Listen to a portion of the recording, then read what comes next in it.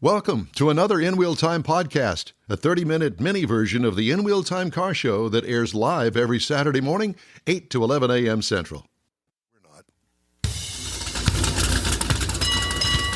And welcome to the In Wheel Time car talk show. Just ahead from Conroe, Texas, if we can get the Zoom to work this morning, the Woodlands High School Auto Enthusiasts Club, coffee and cars.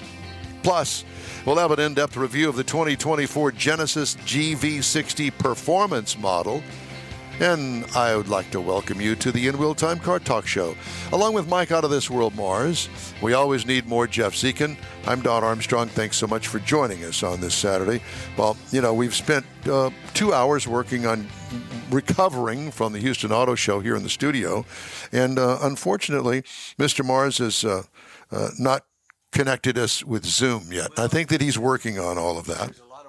What did you say? There's a lot of weather in here. There's a lot of weather. There's a lot of weather in here right now. It's sweaty weather. We had to load in from the remote and get everything set back hunky up. dory. Hunky. Dory. That's it. Mm-hmm. So at any rate, I did want to start off with, listen, I've got a whole stack of stories. Why don't we start off with the elephant in the room? Tesla is recalling 2.2 million vehicles, or nearly all of its electric vehicles in the United States, due to incorrect, are you standing by? Mm-hmm. Incorrect font sizes on warning lights. Are you kidding me? It scares the heck out of me. According to the National Highway Traffic Safety Administration, it increases the risk of a crash. Really? Can't read it. This is more than 2.03 million vehicles Tesla recalled in the U.S. 2 months back, its biggest ever such move at the time to install new safeguards in its autopilot advanced driver assistance system. Latest recall includes vehicles across Tesla's various models, including Model S, Model X, 2017 to 23 Model 3, Model Y, and 2024 Cybertruck vehicles. According to NHTSA. Have you seen a Cybertruck yet? I have. As a matter of fact, this past week. I saw one. They can hear us. I'm sorry. You're going to have. This is a show you that. Want me to actually act like I know what I'm doing? Yeah. You have to show your underpants here. What is it? What are you trying to say? I'm saying they can hear us now, and so. But we can't hear them. Well, I can't tell. Well, I have them potted up over here, so they should be there, but I can't hear a thing. Okay. Okay, so as long as you tell me they're potted up, I'm good. All right. I'll be back. Okay, that's fine. So here's the Tesla news that I was also trying to tell you. The software update will increase the font size of the visual warning indicators for the brake, park, and anti-lock brake system. Okay, really? Download. Tesla has agreed to pay $1.5 million to settle a lawsuit filed by 25 California counties earlier this week, accusing the electric vehicle maker of mishandling hazardous waste at its facilities across the state of California. Really? But yet no wonder Elon is trying to get out of all of that and move everything to Texas. I'm sorry? Did you hear that? No. Now, would you stop interrupting me? You're messing up the flow here. We got a flow going, man. And Elon said Thursday the company will hold a shareholder vote to transfer its state of incorporation to Texas from Delaware. He's itching. Days after a judge invalidated his $56 billion pay package at the electric vehicle maker. On Tuesday, Delaware Judge Kathleen McCormick, it's with an A, Kathleen McCormick, called the 2018 share-based pay package the largest in corporate America, an unfathomable sum that was unfair to shareholders, and found it was negotiated by directors who appeared beholden to Musk. Oh. It's his company. Yeah. So butt out, lady. Musk's idea should he actually go through with the vote, is not without risk. Legal experts said Musk would almost certainly be sued by investors if he tried to move the state of incorporation to Texas, particularly if it was seen as a move to secure his pay package rather than obtain some benefit for Tesla. Wouldn't they have a better investment by moving? I don't know. I don't know all that legal hubbub stuff. Do you? No. I know nothing about any of that. I may not even be legal. Roughly a third of the people who plan to buy a vehicle within the next few years want dash cams in their next car, according to a study by Auto Pacific, an automotive marketing research and consulting firm. For auto enthusiasts, dash cams may be used to capture cool off-roading or racing moments.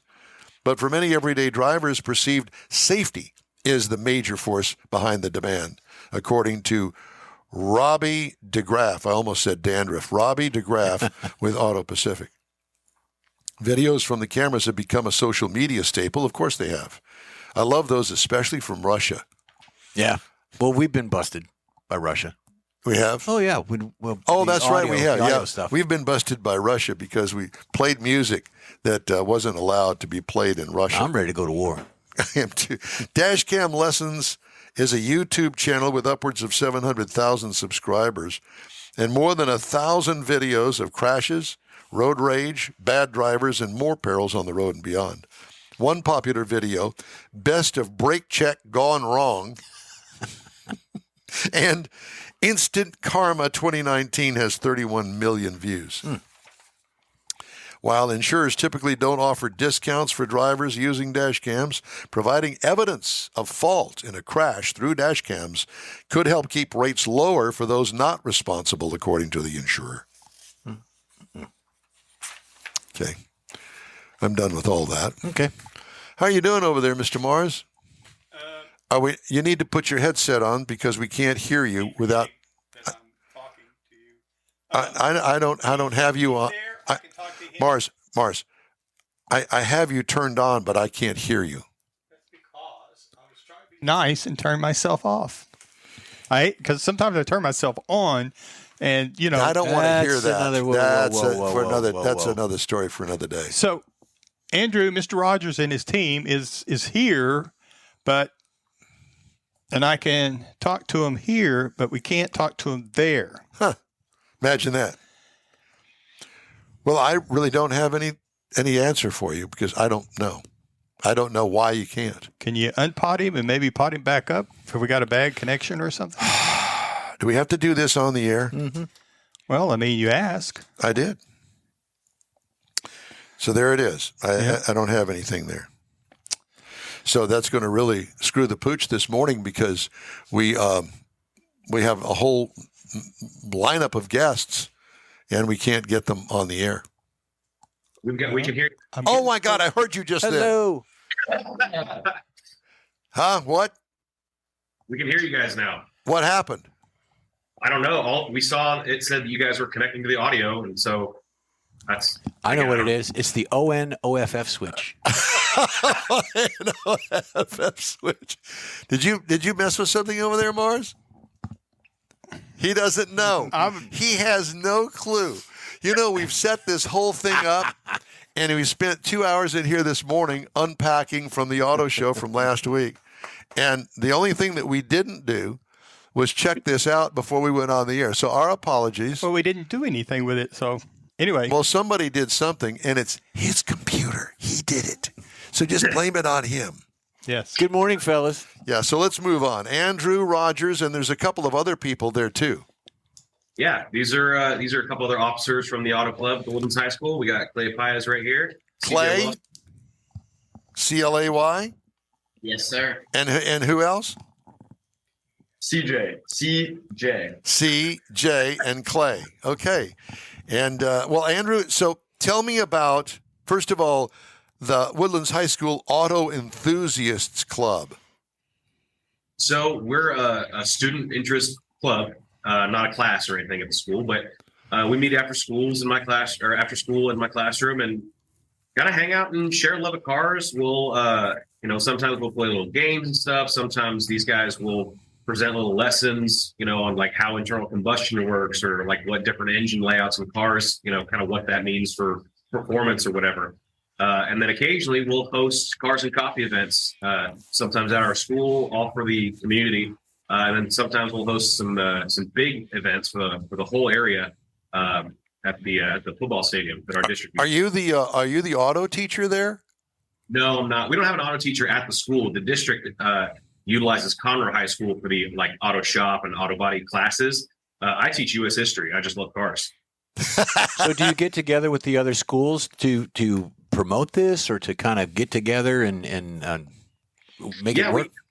We do. So we're at the Woodlands High School, but we've got connections at Grand Oaks High School, at Oak Ridge, at College Park, and at Conroe High School, and in Caney Creek as well. All the other high schools in the district come out and kind of help us out when the big meets and stuff. But we have students and friends and family and just community members from all over that come out to our events. What is the running theme of the car makes that permeate high school students these days? What's the car of choice?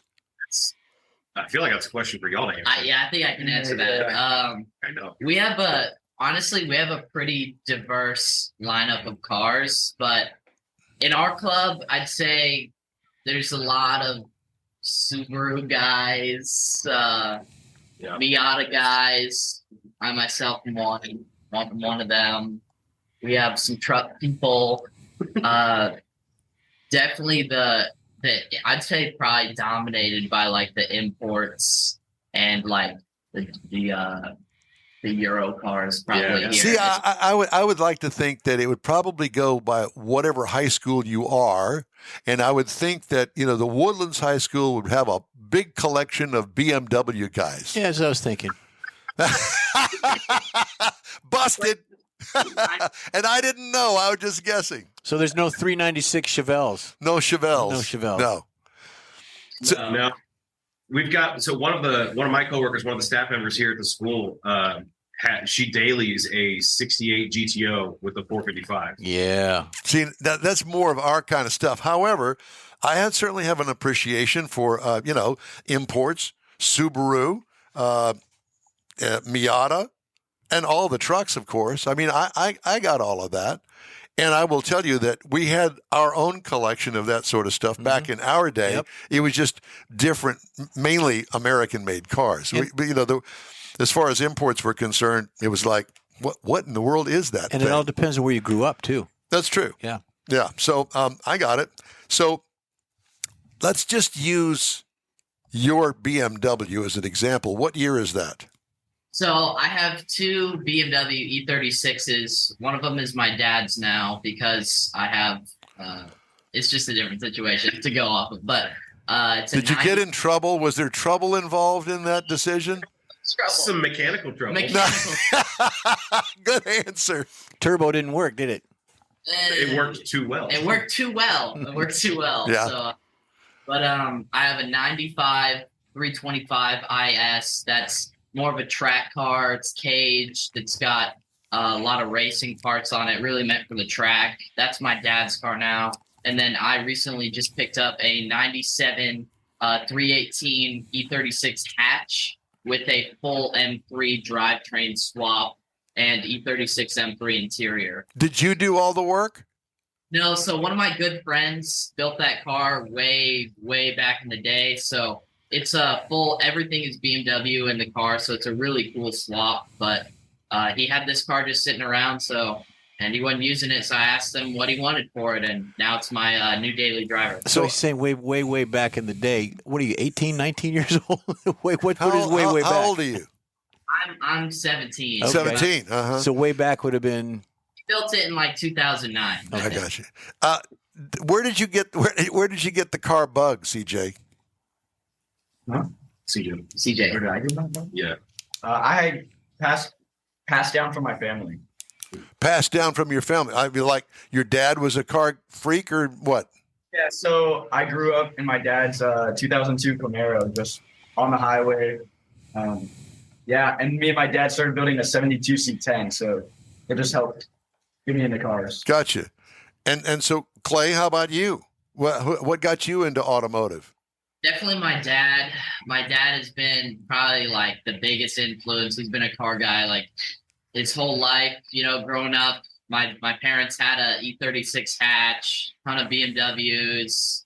My dad used to race professionally, so I was kind of born into cars and racing. So is your circle of friends, both of you guys, are they from your high school? Or is it from like the community up there in the Woodlands?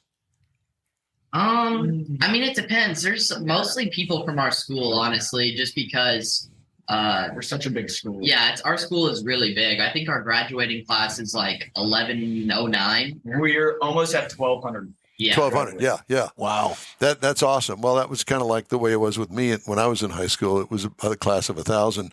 And so, but with me and my friends, we knew people that were car people from other schools, and we did hang with them.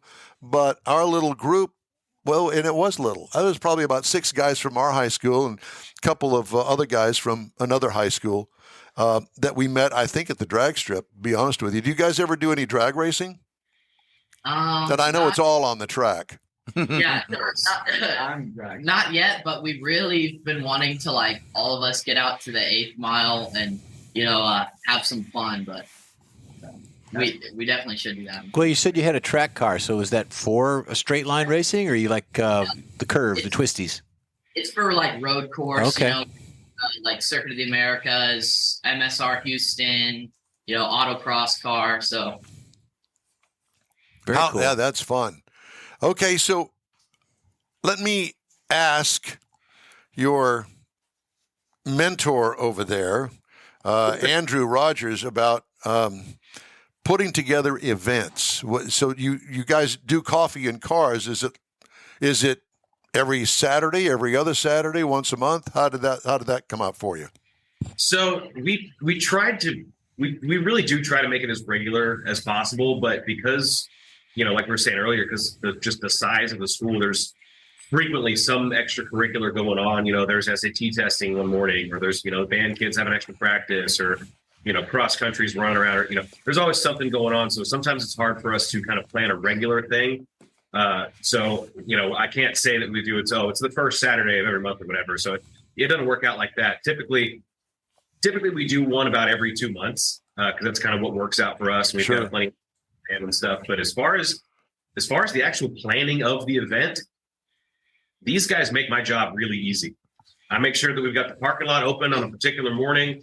I put in the order for coffee and donuts, and then these guys get the word out. They design the flyers. They run the parking lot on the day, getting everybody backed into that correct angle, and it's really the kids. Honestly, they do fantastic. Typically, how many cars do you show up? At the usual meets that we have here at the school, I don't know, what would y'all say? Like the peak usually at the school is like 150-ish. Yeah. But dang, that's a lot. Yeah.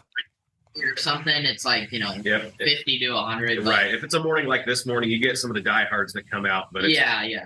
Well, let's not use this morning as an example because that's not very good. But so do you guys travel to other car shows? Let me ask you this: are you guys have any interest at all in things like Autorama?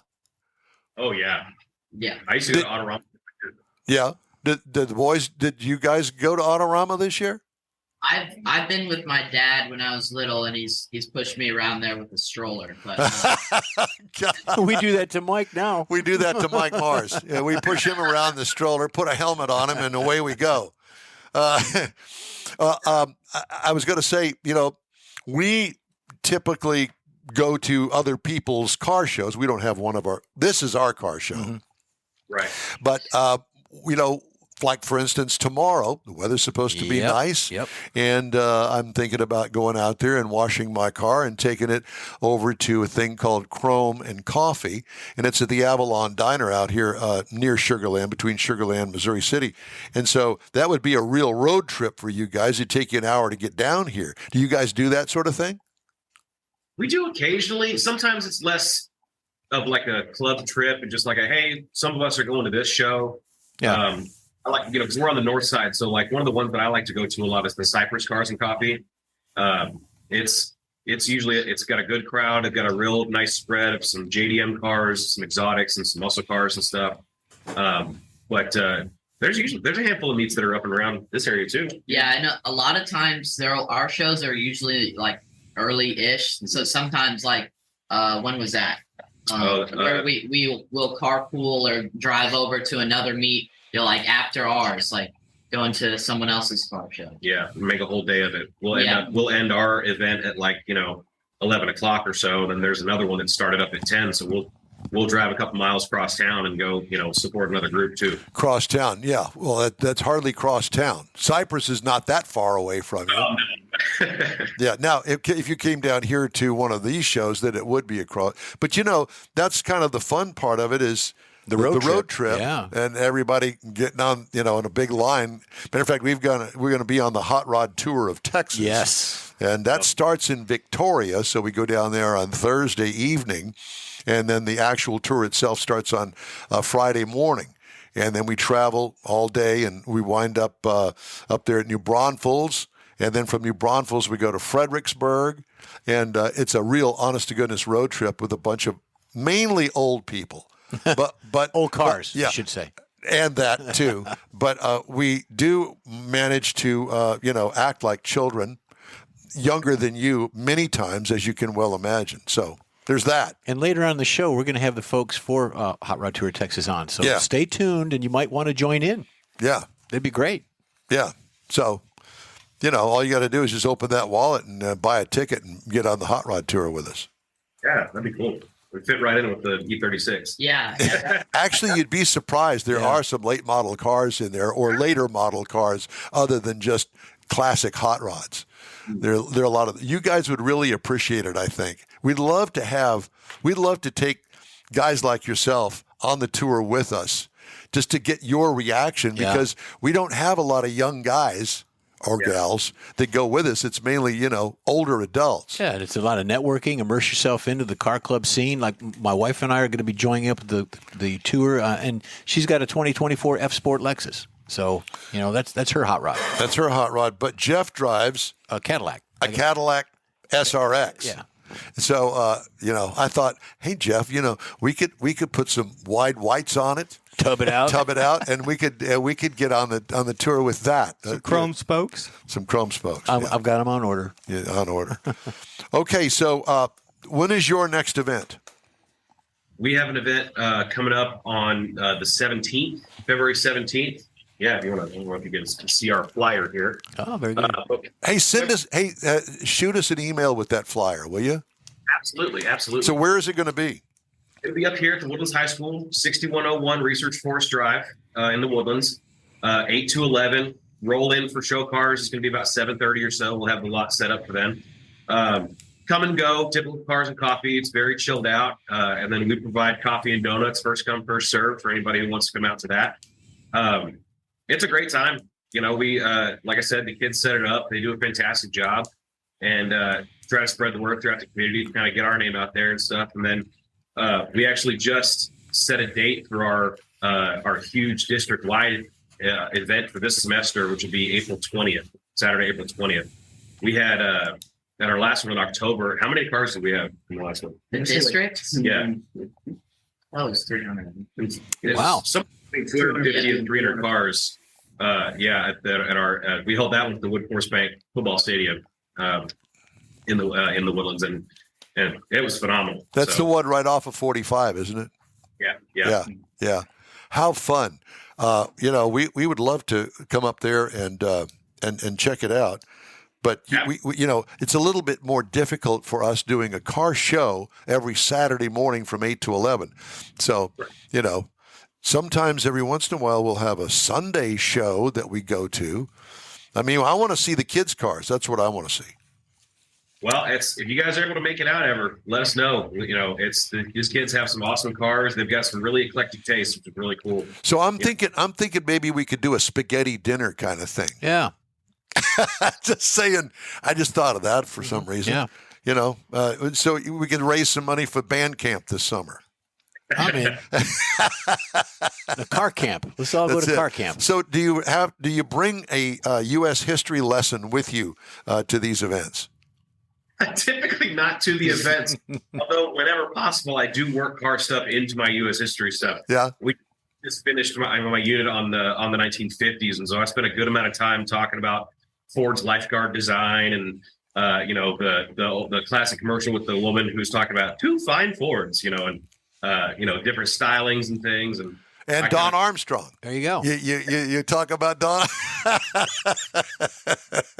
It's a lot of fun. The kids get a kick out of it. Well, it sounds like a lot of fun, and it's great talking to you guys. Sorry about the delay this morning, because I was really looking forward to, right off the top of the hour, talking to the high school gang up there.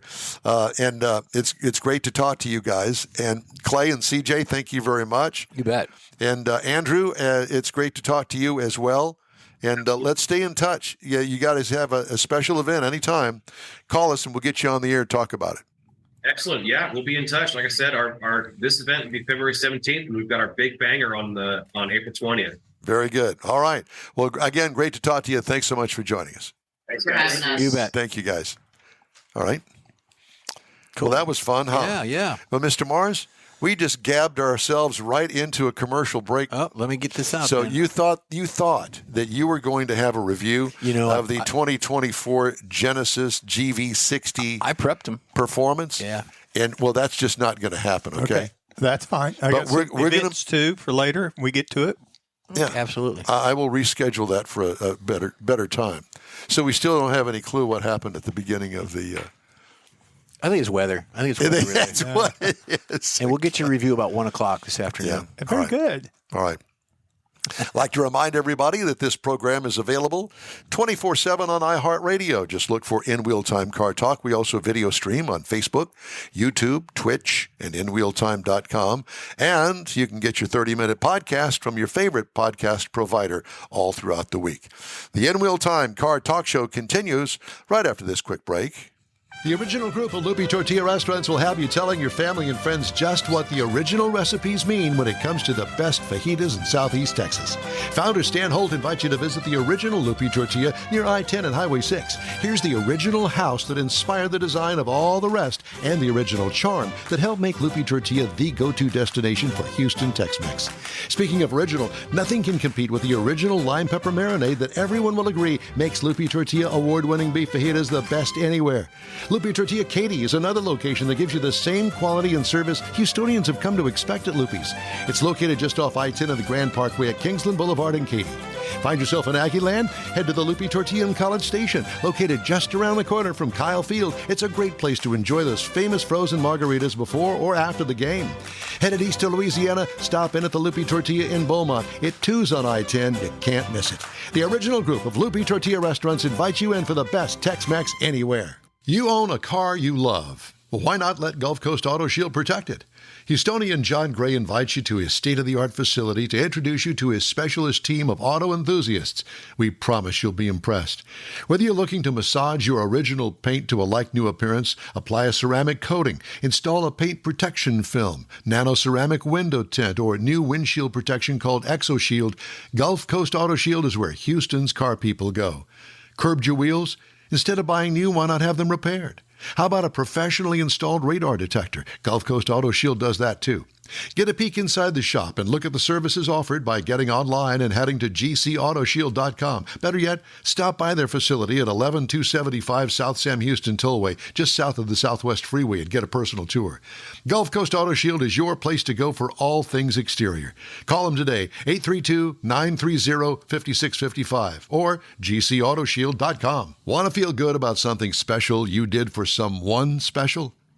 In Wheel Time and the original Lupi Tortilla group of Tex-Mex restaurants have joined together to help a very worthy cause, God's Garage, a Christian-based 501c3 charity. We know there are lots of places and organizations out there where you can donate a car, truck, or SUV, but we're asking you, our car enthusiast family, to consider donating to God's Garage. Visit godsgarage.org and learn about its mission, the women that have been helped, how each one is screened, and about their Restore You program. A car donation is an easy way to make a difference in the lives of others. God's Garage needs good operating vehicles, but will take all types in working and non-working condition. Make your heart and soul feel good by donating your gently used vehicle and help support single mothers, widows, and wives of deployed military at godsgarage.org. That's it for this podcast episode of the In Wheel Time Car Show. I'm Don Armstrong, inviting you to join us for our live show every Saturday morning, 8 to 11 a.m. Central on Facebook, YouTube, Twitch, and our InWheelTime.com website. Podcasts are available on Apple Podcasts, Spotify, Stitcher, iHeart Podcast, Podcast Addict, TuneIn, Pandora, and Amazon Music. Keep listening, and we'll see you soon.